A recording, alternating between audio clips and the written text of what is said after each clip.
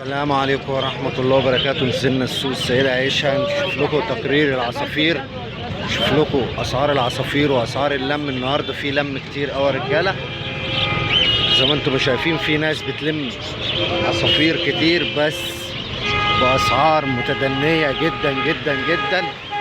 تمام يا شباب، تعالى نعدي الناحية التانية كده. زي ما انتم شايفين اهو أسعار الصراحة مبالغ فيها.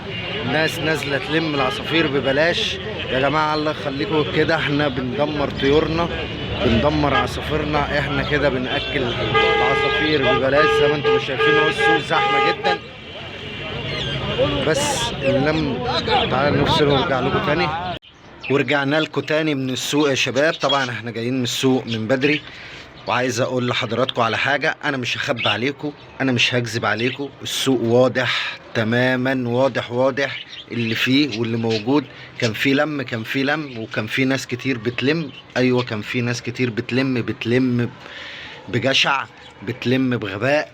انا عايز اقول لكم يا رجالة، النهاردة كانت بياخدوا العصافير الاسترالي الصغير ب35 جنيه، الكبير كان عامل حوالي 40 جنيه او 50 جنيه. الكبير يا رجاله الفواتح. كان في لم رز، كان في لم كوكتيل، تمام، وكان في لم الاسترالي، تمام. بس انا عايز اقول لكم يا شباب، انا شفت ناس كتير قوي في السوق بتصفي، شفت ناس كتير بتصفي. انا عايز انتوا بس ما تاخدوش كلامي دوت بزعل. انا لازم اقول لكم الحقيقة، لازم اقول لكم الواقع اللي احنا شفناه في السوق النهاردة. انا شفت في السوق حاجات غريبة جدا جدا جدا، والله العظيم يا رجالة. زي ما بكلمكم، انا مش عايز اسودها في وشكم، بس هي دي الحقيقة.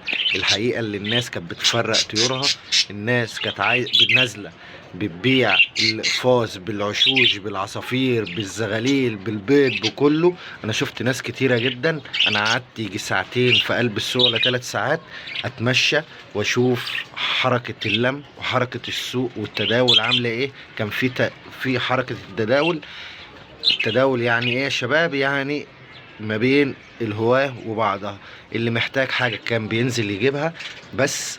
لكن ما كانش فيه حركة. السوق كان زحمة أوي، بس من غير فاعلية، بس من غير شراء وبيع.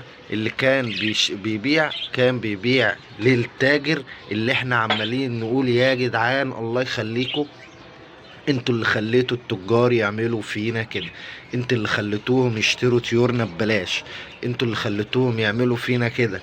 يا جماعة الله يخليكم ما تبيعوش للتاجر حاجة. انا ممكن كمان يا جدعان يعني انا ما بصورش التاجر بسبب ان هو بيسمعني. النهاردة قابلت واحد قال لي انت اللي بتقول لهم، انت اللي بتقول للناس ما تبيعوش للتجار حاجة. ادينا احنا بنلم اهو.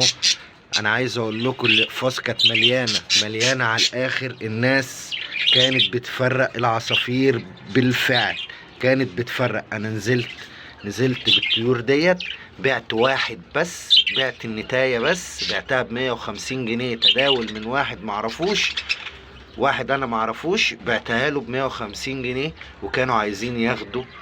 انا حبيت اخش كمان على التجار عشان اقول لهم بتلموا بكام الطيور الريمبو. قال لي مفيش حاجه اسمها ريمبو، قال لي دي تركيبات، قال لي احنا بناخد تركيبات كله في قلب بعض. انا بلم شغل، مش بلم ريمبو ولا استرالي. اي حاجه قدام منا انا بلمها. بكام يا عم؟ قال لي ب45 جنيه الجوز، ب45 جنيه الريمبو اهو. عايز هو هما دول، تمام. انا بعت نتايه واحده ما بين، كنت نازل ب6 حتت، بعت نتايه واحده ورجعت بالباقي. بعتها ب150 جنيه لواحد ربنا يبارك له فيها. كنت قايل له عايز فيها 200 جنيه. بس انا عايز اقول لكم يا شباب، اللي النتايه كانت في السعر اللي احنا نعرفه كانت تعمل لها 500 جنيه و600 جنيه و700 جنيه كمان.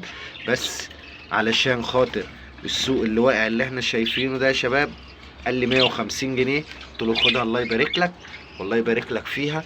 وده كان السوق النهارده وحركة السوق النهارده. السوق كان زحمة موت ومن غير فاعلية، من غير اي حاجة. الناس نازلة خلاص، بدأت تزهق. الناس بدأت تزهق من العصافير، فعلا الناس بدأت خلاص تجد مبقوش عارفين يعملوا ايه. قابلت ناس كتير ووقفت معاها قعدوا يقولوا لي احنا هنأكل العصافير ولا هنأكل العيال ولا هنعمل ايه. الاكل زي ما انت ما شايف كده غالي جدا. تمام. انا بعت النتاية زي نفس النتاية دي، بس هي نتاية شغالة، نتاية فايلوت فول بادي. تمام يا شباب، اي نفس النتاية دي كده بعتها، بس التانية كبيرة عندي شوية. تمام. كبيرة النتاية شغالة، دي لسه ايه، لسه صغيرة، عندها بتاع 4 شهور ولا حاجة.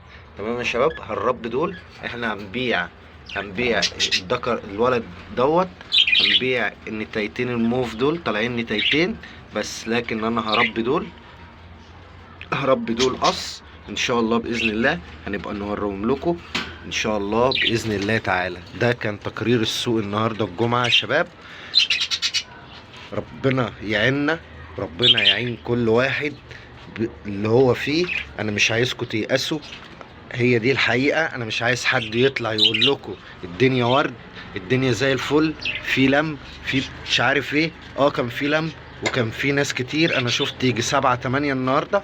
عايز اقول لكم كان في ناس كتير فعلا، وهم الهواي والغواي هم اللي بيروحوا لهم لحد هناك، هم اللي بيروحوا لهم لحد هناك ويقولوا لهم خدوا الطيور دي.